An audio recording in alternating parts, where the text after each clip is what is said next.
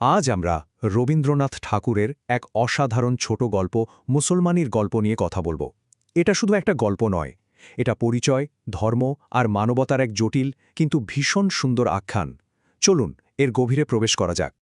গল্পটা শুরু হচ্ছে এমন একটা সময়ে যখন দেশে আইন কানুন বলে কিচ্ছু নেই, চারদিকে শুধু ভয়, অনিশ্চয়তা। আর এরকম এক বিপজ্জনক পরিস্থিতিতে সৌন্দর্য কোনো আশীর্বাদ ছিল না, বরং ছিল একটা বিরাট অভিশাপ, একটা বোঝা। গল্পের যে মূল চরিত্র কমলা, তার নিজের বাড়িতে তার অবস্থাটা একবার ভাবুন তো। তার কাকিমার এই একটা কথাই কিন্তু সবটা পরিষ্কার করে দেয়। পোড়ার মুখী বিদে হলে বাঁচি, মানে তার অস্তিত্বটাই যেন পরিবারের কাছে এক বিরাট সমস্যা হয়ে দাঁড়িয়েছিল। তাহলে এবার গল্পের নায়িকা কমলার সাথে পরিচয় করা যাক। কমলা একজন অনাথ যুবতী, যার এক্সট্রাঅর্ডিনারি সৌন্দর্যই তার আপনজনদের কাছে ভয় আর চিন্তার কারণ হয়ে উঠেছে।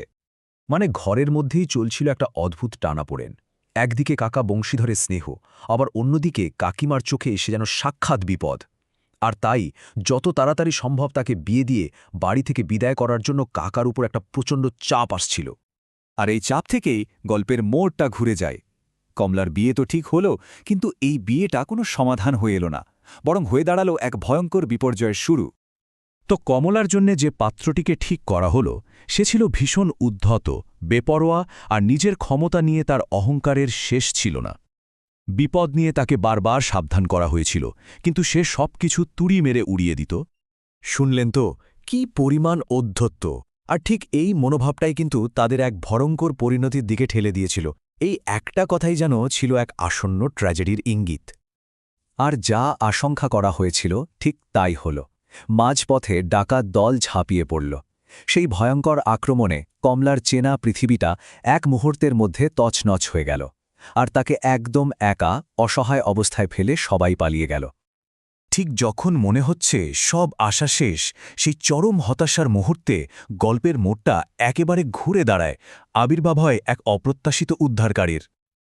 একবার দৃশ্যটা কল্পনা করুন। ডাকাত দলের সামনে একা এগিয়ে এলেন হবির খাঁ। তার ব্যক্তিত্বে এমন এক তেজ ছিল যে সবাই তাকে সমীহ করত, ভক্তি করত। কতটা সহজ কিন্তু কি অসম্ভব শক্তিশালী কথা, তাই না? হবির খাঁর শুধু এই একটা ঘোষণাই ডাকাতদের পিছু হটিয়ে দেওয়ার জন্য যথেষ্ট ছিল। তার নামের মধ্যেই যেন লুকিয়েছিল এক অসীম ক্ষমতা। হবির খাঁ কমলাকে শুধু বাঁচালেনই না, তাকে মেয়ের মতো আশ্রয় দিতে চাইলেন। কিন্তু একজন ব্রাহ্মণ ঘরের মেয়ে হয়ে মুসলমানের বাড়িতে আশ্রয় নিতে কমলার মনে তখন এক তীব্র দ্বিধা, এক বিরাট সংশয় কাজ করছিল। এখান থেকেই গল্পটা তার সবচেয়ে আবেগঘন দিকে মোড় নেয়। আমরা দেখব কিভাবে নিজের পরিবারের দ্বারায় প্রত্যাখ্যাত হয়ে কমলা এক নতুন পরিচয়ে নতুনভাবে জন্মে নেয়। এই মুহূর্তটা ভাবলে সত্যি কষ্ট হয়। কমলা হয়তো ভেবেছিল তার নিজের পরিবার তাকে বুকে টেনে নেবে, তাকে রক্ষা করবে, কিন্তু তার ভাগ্যে অন্য কিছুই লেখা ছিল। তার কাকিমার এই নিষ্ঠুর কথাগুলো কমলার ফেরার সব পথ বন্ধ করে দিল। নিজের আপনজনের কাছ থেকে এই চরম প্রত্যাখ্যান তার পুরনো জীবনের দরজাটা যেন চিরদিনের মতো বন্ধ করে দিল। কমলার দুই জীবনের মধ্যে পার্থক্যটা একবার দেখুন, কি বিশাল! একদিকে ছিল শুধু অপমান, ঘৃণা আর অবহেলা, আর অন্যদিকে সে পেল সম্মান, মর্যাদা আর অগাধ ভালোবাসা। দুটো পৃথিবী যেন সম্পূর্ণ আলাদা। হবির খাঁর বাড়িতে কমলা যা পেল তা হয়তো সে কোনোদিন কল্পনাও করেনি। তাকে শুধু আশ্রয় দেওয়া হলো না, তার ধর্ম আর পরিচয়কে সম্মান জানিয়ে সব রকম ব্যবস্থা করা হলো। এই বাড়িতেই সে প্রথমবার বুঝতে পারল ভালোবাসা আর সম্মান কাকে বলে। চলুন দেখি কমলা থেকে মেহেরজান হয়ে ওঠার এই সফরটা কেমন ছিল। এক অসহায় অবস্থা থেকে নিজের জীবনের সিদ্ধান্ত নেওয়ার এই যাত্রাপথটি ছিল মূলত 4টি ধাপে। প্রথমে আশ্রয়, তারপর স্বীকৃতি, তারপর নিজের নির্বাচন এবং সবশেষে এক নতুন জন্ম। আর এটাই হলো গল্পের সবচেয়ে গুরুত্বপূর্ণ মুহূর্ত। কমলার নিজের কথাতেই ফুটে উঠছে তার সিদ্ধান্ত। যে ধর্ম তাকে ত্যাগ করেছিল সেই ধর্মকে সেও ত্যাগ করল। সে বেছে নিল ভালোবাসার ধর্ম, মানবতার ধর্ম। গল্পটা এবার তার সবচেয়ে নাটকীয় মুহূর্তের দিকে এগিয়ে চলেছে।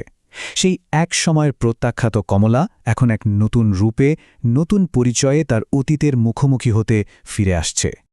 দেখুন, ইতিহাস যেন নিজেকেই আবার ফিরিয়ে আনছে। সেই একই বিপদ, একই রাস্তা, একই ডাকাতের দল। কিন্তু এবার গল্পের শেষটা অন্যরকম হতে চলেছে। একটা চাপা উত্তেজনা তৈরি হচ্ছে, তাই না? আর এই একটি চিৎকারেই পুরো দৃশ্যটা পাল্টে গেল। ডাকাত দল চমকে উঠল, কারণ এবার তাদের সামনে এক নতুন প্রতিপক্ষ। কি অসাধারণ এক মুহূর্ত! যে কমলা একদিন অসহায় শিকার ছিল, আজ সেই ত্রাণকর্তা হয়ে ফিরে এসেছে। আত্মবিশ্বাসী, শক্তিশালী মেহেরজান হয়ে সে এসেছে তার নিজের মানুষদের বাঁচাতে। অসহায় শিকার থেকে রক্ষাকর্তা হয়ে ওঠার এই রূপান্তরিত গল্পের আসল শক্তি। এই গল্পটা শেষ করার আগে একটা প্রশ্ন কিন্তু থেকেই যায়। রবীন্দ্রনাথ ঠাকুর এই গল্পের মাধ্যমে আমাদের সামনে এই গভীর প্রশ্নটিই তুলে ধরেছেন। প্রকৃত ধর্ম কোথায় থাকে? কঠোর নিয়মের মধ্যে, যা মানুষকে দূরে ঠেলে দেয়, নাকি সেই ভালোবাসায় যা মানুষকে বাঁচায়? উত্তরটা হয়তো আমাদের নিজেদেরই খুঁজে নিতে হবে।